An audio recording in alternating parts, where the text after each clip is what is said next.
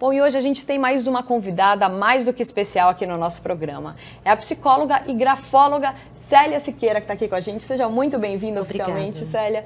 E a gente também está aqui com Alan Rodrigues, repórter da Isto É, que hoje fez uma matéria com ela, já conversou com ela esses dias bastante. Seja bem-vindo, Alan. Obrigado, boa tarde, Camila.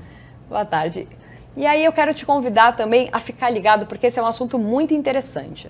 Antes de mais nada, Célia, você pode explicar pra gente o que é a grafologia? Porque acho que muita gente tem dúvida a respeito disso, ninguém entende. Bom, ela vai ver minha letra e ela vai analisar o que da minha vida? O que é isso? Então, vou ver sua letra e vou analisar quem você é, o seu perfil psicológico, a sua profissão. Você está na profissão certa? Você escolheu ser advogado ou a vida escolheu para você o direito e se isso é correto para você? Vou analisar seu perfil psicológico emocional, ou seja, vou ver como é que você está emocionalmente, né, suas carências afetivas, seus transtornos emocionais. Além disso, a gente vai junto do RH, no Recursos Humanos, ajudar uma empresa, numa consultoria, a achar melhor um executivo ou um funcionário para a empresa em si, que esteja mais dentro do padrão de funcionamento da empresa. Então, isso faz com que a empresa tenha melhores funcionários, mais adequados ao seu sistema de trabalho. A grafologia é muito extensa, pouco avaliada ou pouco expandida no Brasil, mas no mundo a grafologia é muito extensa e ela está no mundo inteiro. Isso que é fantástico.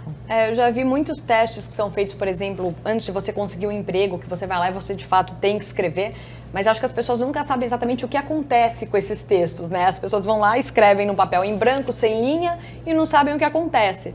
Mas agora você vai contar tudo isso pra gente.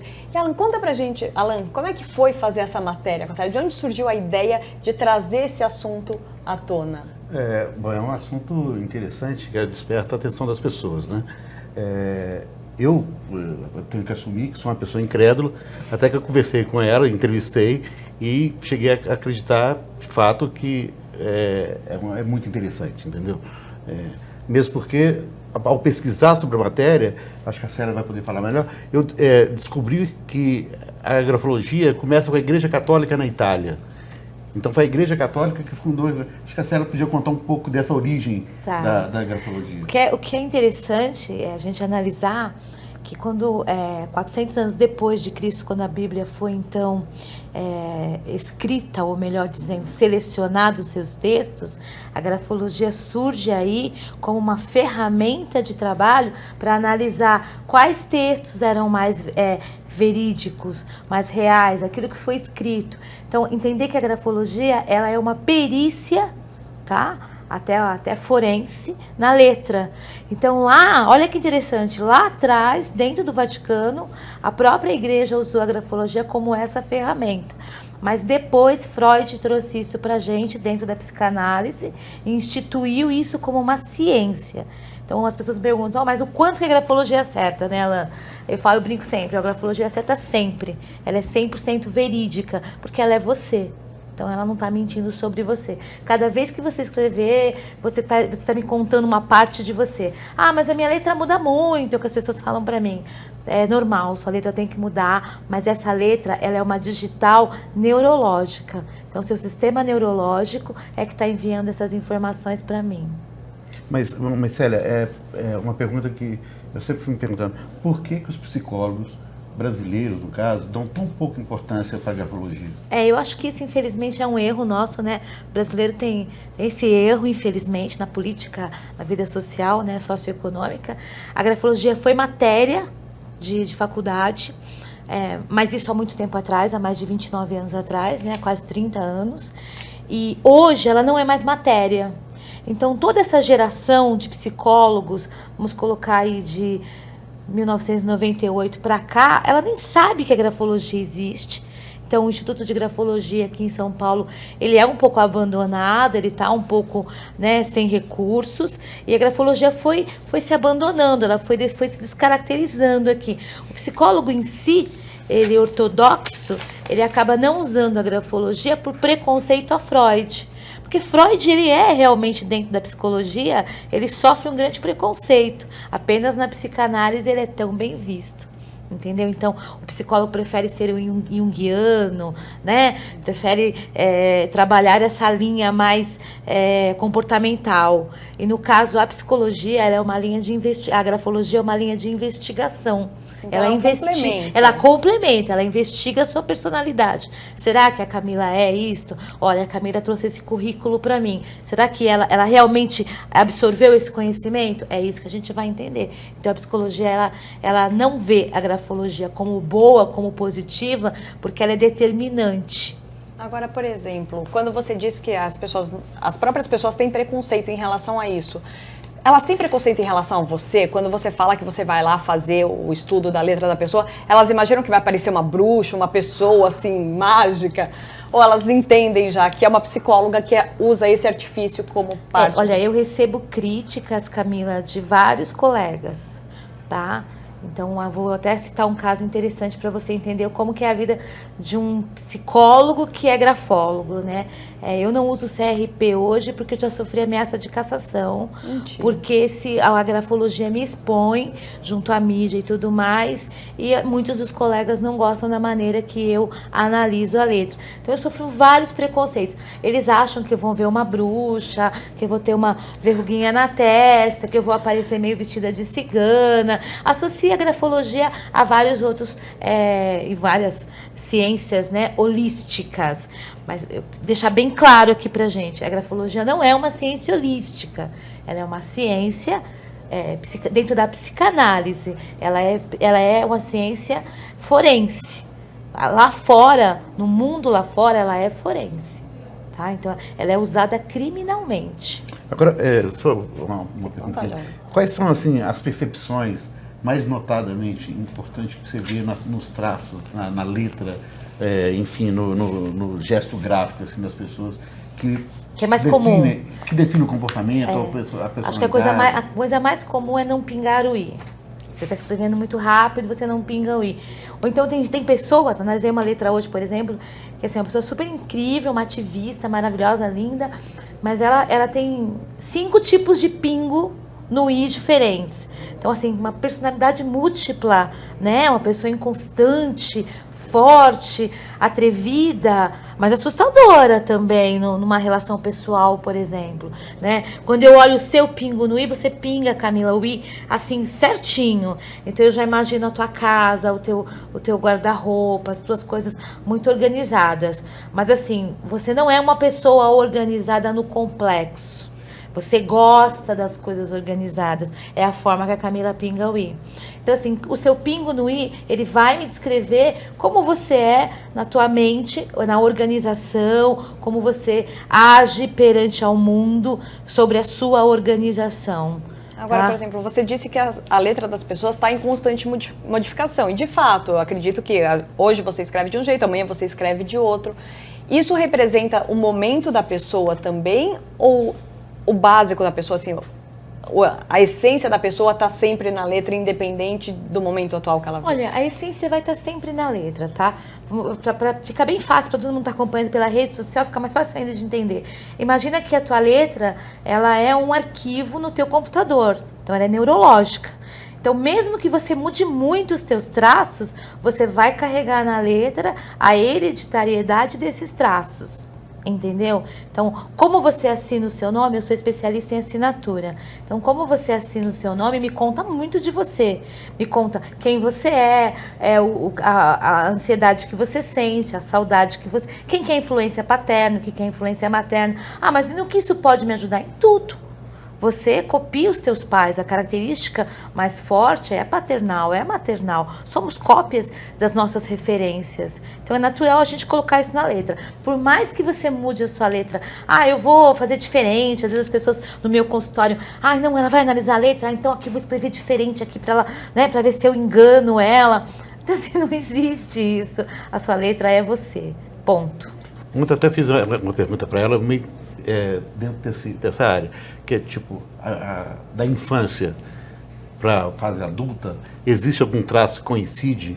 E ela tem um relato muito interessante sobre isso. Você podia falar um pouco sobre isso, a criança, ao você analisar o texto da criança, depois na fase média. Quer dizer, você tem 2 casos importantes.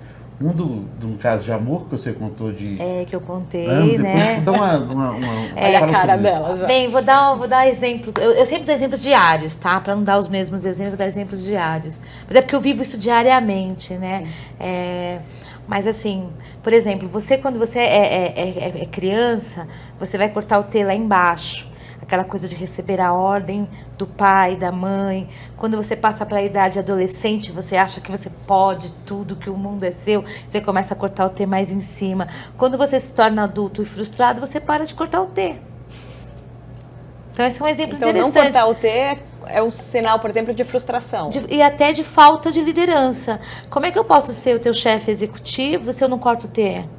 Não tem sentido. Ufa, eu corto o T. Ah, que bom. Tá? Então isso é uma coisa. Mas assim, na análise, por exemplo, a bolinha. Muita gente faz bolinha no I, tá? Você fazer bolinha no I durante a sua adolescência, é o diário, né? Já que a gente quer, em 1980, o papel carta, o romance, os livros, né? Isso é normal, tá? Mas numa idade mais adulta, tá? Por exemplo, na minha idade, eu tenho mais de 40 anos, obviamente, se eu fizer bolinha, psicologicamente eu começo a me preocupar, porque aí eu tô demonstrando uma infantilidade e com essa infantilidade uma carência afetiva que vai me levar a uma depressão. Aí é uma preocupação. Entender, o público precisa entender, você que está em casa precisa entender que depressão é doença. Sim. Você tem que se tratar, você precisa de ajuda, não dá para sair disso sozinho. E a grafoterapia entra aí como um recurso fantástico para ajudar desde o adolescente que não sabe que profissão quer escolher, porque o pai quer uma coisa, a mãe quer outra, o adolescente quer outra, até uma pessoa com mais de 50 anos que passou a vida inteira frustrado porque não conseguiu chegar onde queria, mudar completamente. E o que seria grafoterapia? Seria o exercício, né, de algumas letras, como o G, o T, o P. A gente falou sobre o P na entrevista, tá? São o exercício de algumas letras de maneira diferente da que você faz. Esse exercício é repetido por 6 meses e a partir daí a gente cria uma nova identidade. Aí criando essa nova identidade, vou dar um exemplo político, tá? Não foi uma boa coisa o Lula ter colocado no RG Lula. Isso era um apelido dele. A gente vai ter um outro exemplo público, que é a Xuxa. Não foi uma coisa muito... Para o grafólogo, não é muito interessante que você adicione um apelido ao seu nome. Se eu pegar a tua assinatura, posso? Pode, tá? Olha, então, só para avisar que a gente entregou aqui as coisas. Tá aqui, né? Eu vou te pedir para você me emprestar. Tá, não precisa... Tá, só para falar aqui dela que é legal. Eu não sei se dá para ver muito bem. Mas a gente pode aproximar aí, ó. Tá? Ó, ela assina C... Né? Minha assinatura é Cestrouge, que é meu sobrenome. Que é o sobrenome. Então, na verdade, você identificou aí na sua assinatura que você é uma mulher, mas você é um homem forte, onde você é a pessoa que trabalha, que provém, que cria teu filho, que assume as responsabilidades da vida, mas tem aquela carência, assim, não tive a infância que eu desejaria ter tido, não tive o acompanhamento materno como deveria ter tido, não tive o acompanhamento paterno que deveria ter tido. Aí hoje, Camila, você é extremamente compensadora, aí você vai compensar o seu filho. Entendeu? A letra também mostra a questão de saúde, lembra que a gente falou? A questão de saúde. Então, quando eu olho a letra da Camila, a parte hormonal, ela tá é uma controvérsia, né? Então, hormonalmente, a Camila tá no momento da vida dela de tomar decisões. E isso cria certos conflitos emocionais. Então, começo a pensar para onde vou e se não vou. E ó, só para dar uma dica legal, a Camila está entrando num ciclo muito bonito, que ela pode escolher e decidir ser ou não ser mãe novamente. Ah, você sim, com certeza. Ó, gente, eu tô só para explicar o que a Célia tá fazendo, a gente fez aqui um pouco antes do programa começar, ela pediu para eu escrever um texto com umas 4 linhas, meu nome e minha assinatura. Então, através disso que ela está falando essas coisas que, por sinal, elas coincidem bastante com o momento atual, né? Ela é um pouco bastante, né? aterrorizante, dizer, né? de certa forma. Agora, Célia, como você convencer uma pessoa cética, incrédula de tudo, que a grafologia não é uma picaretagem? Fazendo, né? Pois é, né? Fazendo. Esse é o meu caminho, Mas né? eu posso mudar a letra? Eu vou te enganar? Não, você não vai me enganar. tá? A gente teve essa conversa junto. Você não é. Você pode escrever de forma... A gente usa um nome antigo, tá? Porque antigamente existia tipografia, sim, tá? Então a letra ela ainda é considerada tipográfica. Então essa letra em formato de computador que você copia do teclado. Você faz essa letra para mim, eu sei como é a sua letra. Se ela é cursiva, se ela não é cursiva, aonde que é redonda, aonde que não. Então você que assina e faz aquele monte de dentinho de tubarão, né? Que ele faz aquela assinatura super enrolada. Você acha que está fazendo a melhor assinatura do mundo que ninguém vai falsificar. Sinto muito, a sua assinatura é muito fácil de ser falsificada. Eu a falsificaria em 5 minutos. A assinatura da Camila, por exemplo, ela já é mais difícil. Porque quando você pega o C e o S e sobe junto, você criou uma casinha. Então, o conforto de família e ter família para você é uma prioridade. Mas o menino moleque que existe em você é uma essência. Aí você põe um ponto, que seria um pingo. Mas, ao mesmo tempo, ele vira um ponto. Que está dizendo, ó, eu estou aqui, eu sou quem eu sou. Aceite-me. Então, ela coloca uma forma, uma força na assinatura. Mas isso é a personalidade dela? Se ela assinar diferente, ela vai passar isso para mim? Não, como ela escreveu, vai mostrar isso em letras diferentes, tá? O grafólogo, ou melhor, a Célia, a grafóloga, analisa textos de ponta cabeça. Porque assim eu não me contamino pelo que você escreveu. Eu analiso, sim, a forma que você escreveu, inclinado para a direita, inclinado para a esquerda, com acentuação, sem acentuação, com corte, sem corte.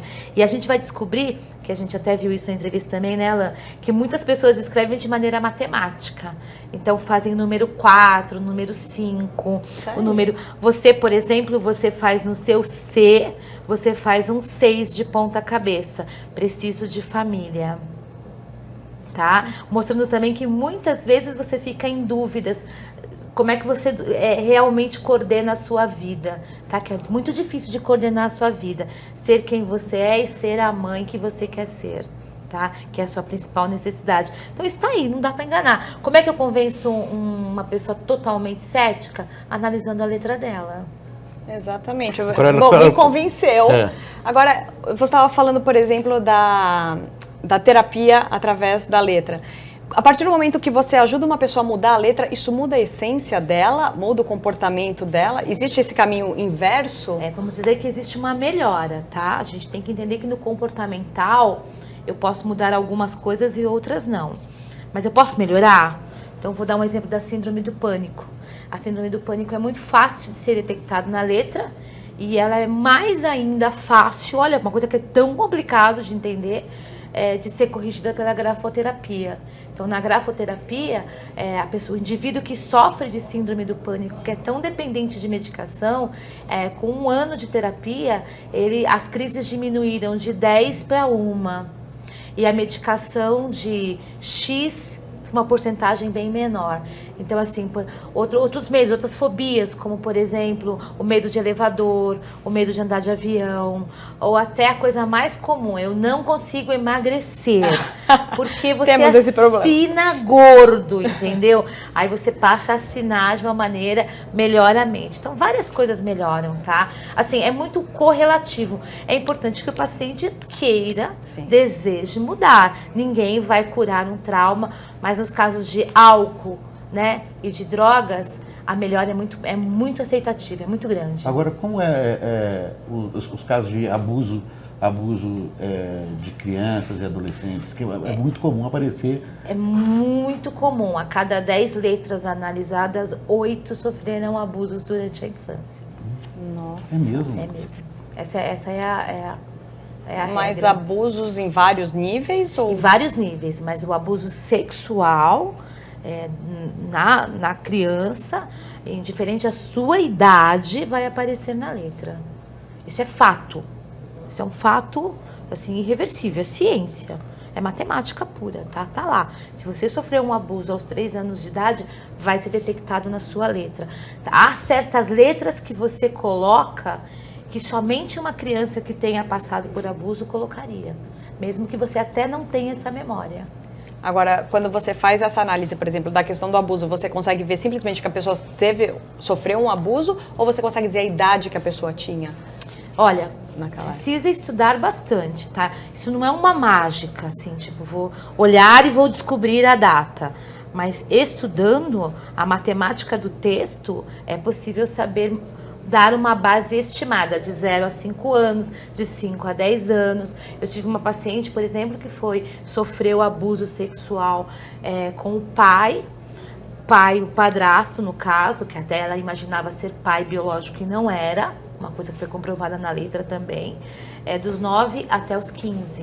Nossa. Tá? Também já tive casos de pessoas com mais idade, acima dos 60 anos, na grafologia, soltar, né, jogar para fora durante o trabalho da grafoterapia um abuso vivido na infância por um tio, tá? Às vezes ele surge na metade do caminho, mas a gente já identificou no início do caminho. Só deixa que o paciente esteja pronto para absorver essa informação. Também a gente não vai sair falando para você, ó, você foi abusada sexualmente. Não, a gente vai... Porque é complicado, complicado, dar essa notícia, né? Tá? Não é isso. Nosso trabalho é recuperar. Não trazer o transtorno de volta, mas recuperar o transtorno. Muitas mulheres, vou citar o exemplo de mulheres, mas muitas mulheres são travadas sexualmente falando porque sofreram abusos, tá?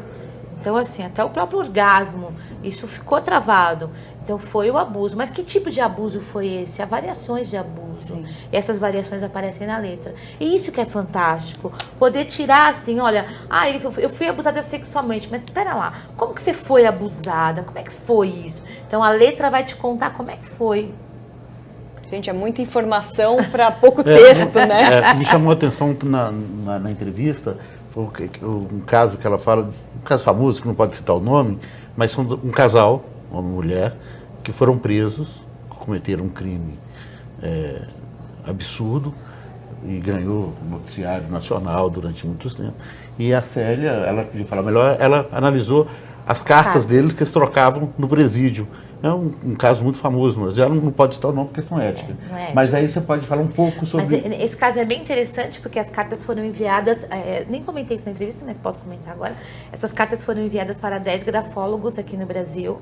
Eu sou uma desse grupo, né? E aqui que a gente foi instruído ali a procurar quem é realmente o mentor do crime. Então, as cartas eram trocadas entre os prisioneiros, entre os parceiros, né? Ela e ele, eram cartas enviadas. Essas cartas foram escaneadas e trazidas até nós, esse material. A carta escrita à mão, a caneta, tá? Então, com erro, com tudo. E o material é bem extenso, mas a conclusão dos 10 grafólogos foi a mesma. O autor do crime em si é o homem, não a mulher, mas os problemas psicológicos da mulher também foram bem evidentes, foram passados ali. Então foi um trabalho maravilhoso, durou quase 5 anos esse trabalho. Foi um trabalho muito bom. Mas isso não pode ser usado, por exemplo, como prova judicial? Nesse caso foi porque assim, o tribunal tem psicólogos que são cadastrados, aí no caso são psicólogos forenses, tá? O grafólogo, ele é o consultor, mas o psicólogo forense, ele usa esse trabalho para anexar a causa, sim. Por isso eu sou grafóloga criminal também, eu tenho esse título, né, essa certificação pela nossa polícia, que é a BIM, que é a nossa polícia interna, que é o título de grafóloga criminal, tá? Célia, deixa eu te fazer uma pergunta. A Maria Aparecida Oliveira Pereira mandou a seguinte dúvida, ó. Minha filha é tímida e tem problema de aprendizagem, como ajudar? Se ela é tímida, ela escreve muito pequenininho, tá? Então a gente precisa aumentar a letra dela. Então, uma forma de ajudar ela a melhorar o sistema de aprendizagem é aumentar a letra. Volta ao recurso, né, da educação, o famoso caderno, lembra? De caligrafia. Ele é usado ele é nosso material de trabalho também na grafologia. Então, uma forma de você ajudar sua filha em casa é você fazer ela escrever um pouco maior. Dar folhas para ela em branco para que ela estenda a escrita dela. Agora eu vou usar um exemplo próprio meu. Eu tenho um filho de 9 anos que a letra dele é péssima. Todo mundo reclama que não dá para entender, que é ruim. E a gente fica tentando consertar a letra, né? A gente fala, não, escreve mais bonitinho, escreve assim, escreve assado. Isso, de certa forma, pode modificar a personalidade dele? Olha, geralmente, ele tem 9 anos, né? Então ele tá ele passou pela primeira fase de alfabetização, mas ele tem 9 anos. Então daqui a pouco ele tá começando a ser um pré-adolescente. A letra dele vai mudar. Nessa idade, a letra é muito feia, não é só do seu filho, é do nosso em geral. Mas assim, por que a letra é feia? Porque ele está concentrado no videogame, ele quer saber do jogo, ele quer saber da TV, ele quer saber de 1000 informações. E agora ele tem o recurso do celular o tempo inteiro, né? Que a gente não consegue tirar. Pois é. Então assim, ele tem preguiça de escrever. Tá? Então o que eu vou dizer para essa criança? Uma criança de 9 anos, super ativa, e a forma que ela escreve pode levar ela a um TDA, transtorno de déficit de atenção. Tá? A gente vai identificar o TDA muito fácil na grafologia e o tratamento é muito fácil também de ser. Aí não precisa tomar Ritalina, tem um tratamento grafológico para isso. Mas, 9 anos, escrever bonito para o menino é impossível. Eu tenho Acho 52 e escrevo mal até hoje. Aliás, não dá pra dar uma Não, olhadinha não aqui dá. na letra do Não. Alan? Fugindo. A gente já É teve essa horrível. conversa. Quando a gente, Eu quando já a fiz, gente eu não teve deixei. aqui a discussão de quem ia entregar a letra, acabou sobrando pra mim e o Alan ficou fugindo. Exatamente. Às vezes nem eu consigo ler, então por isso ela nem ia conseguir. Sim. Mas todo mundo me pergunta a letra de médico, por exemplo. Exatamente. E a letra Era a de minha médico, próxima pergunta. Essas pessoas falam, por que o médico escreve tão? Porque ele estuda muito, ele não se aplica a escrever, ele está com muita informação. A letra é feia ou a forma corrida de escrever é excesso de informação.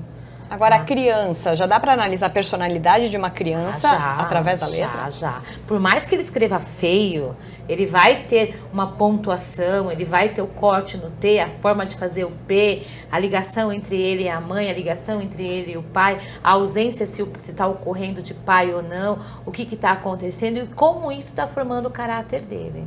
É muito importante. Gente, é muita informação, Muitas pessoas né? vêm até a mim e trazem a letra dos seus filhos, tá? Porque a gente não pode analisar a letra de menor. Tem uma ética, tá? Acima de 18 anos apenas, que pode ser que você pode desenvolver o tratamento da grafoterapia. Abaixo disso você não pode.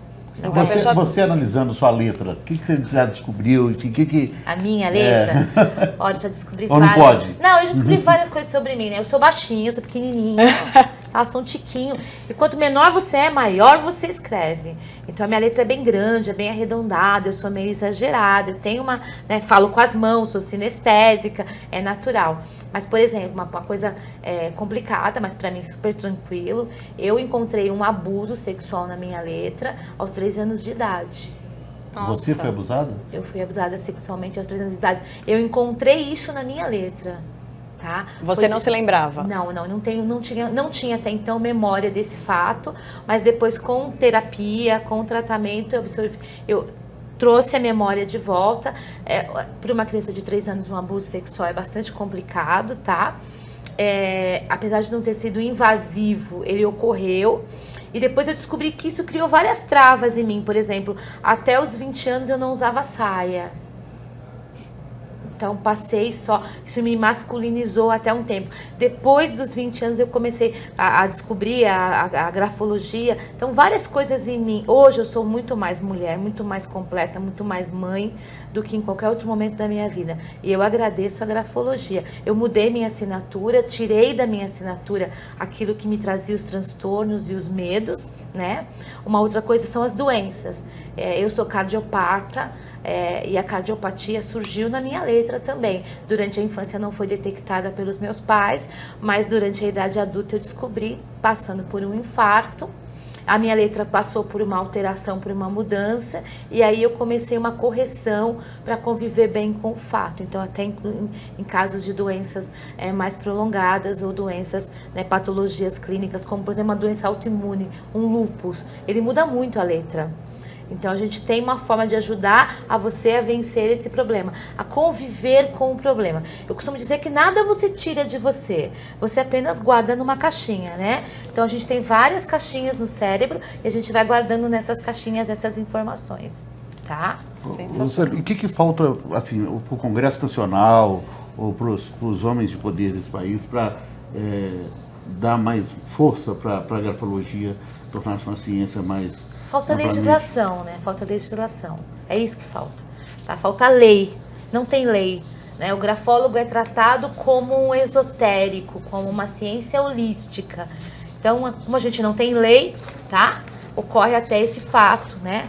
De você não poder, né? Você estuda tanto, faz tanto sacrifício para chegar no final da tua faculdade, para ter tua certificação, né? E você sofrer ameaça de cassação pela própria força, né? Do que você estudou, da onde você cresceu, contra você. Então, a energia aqui no país, ela é assim, né? Positiva e negativa. Então, falta legislação, falta lei, falta regra. A grafologia não é reconhecida legalmente. E tem algum país com referência? Olha, a Alemanha, a França, os Estados Unidos, mas principalmente a Inglaterra, são referências grafológicas, tá? Hoje, na América Latina, a Argentina tem a grafologia dentro das suas faculdades e a gente já tem até a condição de fazer um um mestrado lá na Argentina. A psicanálise também. A psicanálise não é reconhecida no Brasil. Lá na Argentina a gente vai fazer doutorado. Tá? Então a gente está saindo do nosso país, indo para outro país para conseguir um doutorado em psicanálise, porque aqui não tem. Falta lei.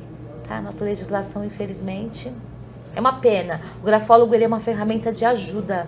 Sempre, ele pode melhorar a tua vida. Ele pode complementar, né? Ele pode não precisa ser a única ferramenta. Ele pode complementar uma terapia tradicional, ele pode... Ele é uma ferramenta. Você pode usar essa ferramenta de todas as maneiras possíveis, tá? No FBI e na Inglaterra também, né? Nos Estados Unidos e na Inglaterra, as duas maiores forças policiais usam os grafólogos forenses. Lá a grafologia forense é um grande sonho meu, fazer grafologia forense, mas é muito difícil da gente poder, porque como aqui no nosso país a gente não tem lei, então lá a gente não consegue ser aceito, mas a polícia investigativa, ela usa a grafologia em todos os crimes relacionados a suicídio, a sequestro, tá tudo lá. Então você não assiste só isso em série americana. Ah, isso é só no seriado. Não, isso é verdade. Realmente existe lá essa especialização forense da grafologia.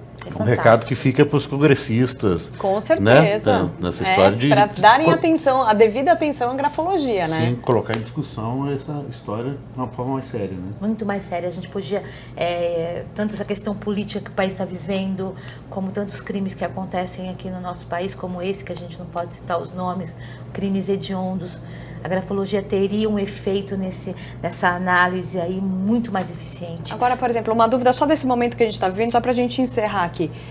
Teremos eleições esse ano, são vários os candidatos. A gente consegue dizer pela grafia deles, pela letra deles, se eles são políticos honestos, se eles são políticos coerentes, que vão cumprir de fato o que eles falam? Consegue, tá?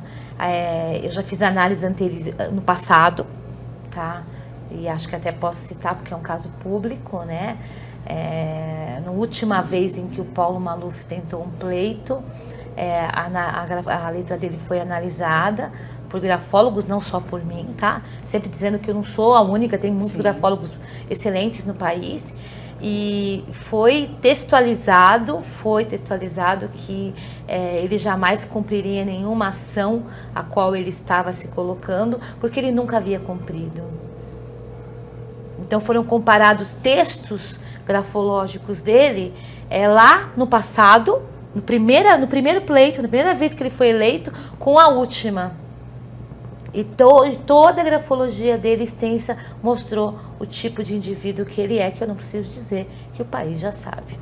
Acho que, Camila, a gente pegando esse gancho seu aí, nós podemos fazer um convite para a Célia. Exatamente. Assim que encerrar o prazo de inscrição dos candidatos a presidente da República, você analisar para a gente ficar ao vivo exatamente. na assinatura de todos eles. Vai ser um prazer, exatamente. Vai ser um prazer. Aí a gente já começa a caçar agora a letra de cada um, né, para eles não tentarem mudar depois e fazer. Não tem como eles mudarem, tá? Não, entregar a letra de outra pessoa, essas coisas. Não, a gente, sim, a gente já possível da política brasileira. Né?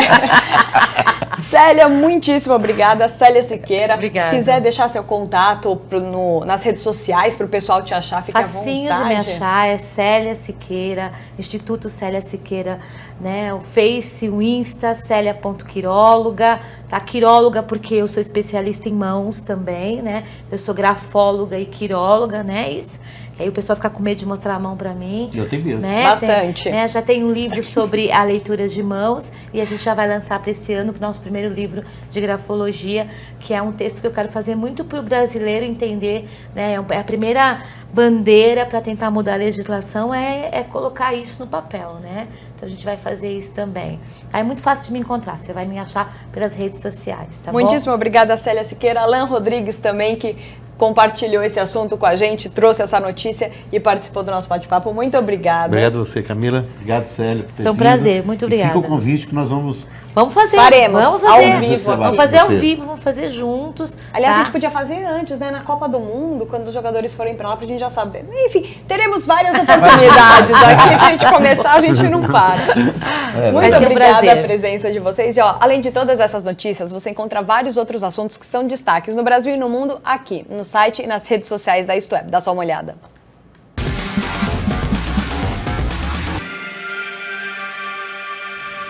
PSD deve indicar vice de Tucano em São Paulo, de acordo com Kassab. Eunício questiona emocional de Bolsonaro para cargo de presidente. Criadores de Game of Thrones produzirão um filme de Star Wars. Erro em tradução faz equipe da Noruega receber 15 mil ovos. E para saber mais sobre essas notícias, é só você acessar istoé.com.br. Esse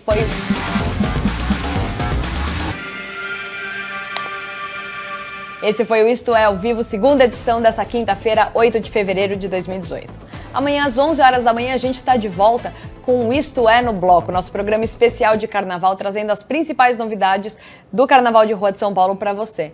Então não se esqueça, fique aqui com a gente, que a gente vai te deixar sempre muito bem informado e a partir de amanhã o nosso assunto é carnaval até o fim do feriado, até terça-feira. E você pode acompanhar a gente através das nossas redes sociais, Facebook, YouTube, Twitter, a gente está sempre por lá. Além disso, você pode acompanhar a nossa programação na homepage da Isto É, istoé.com.br.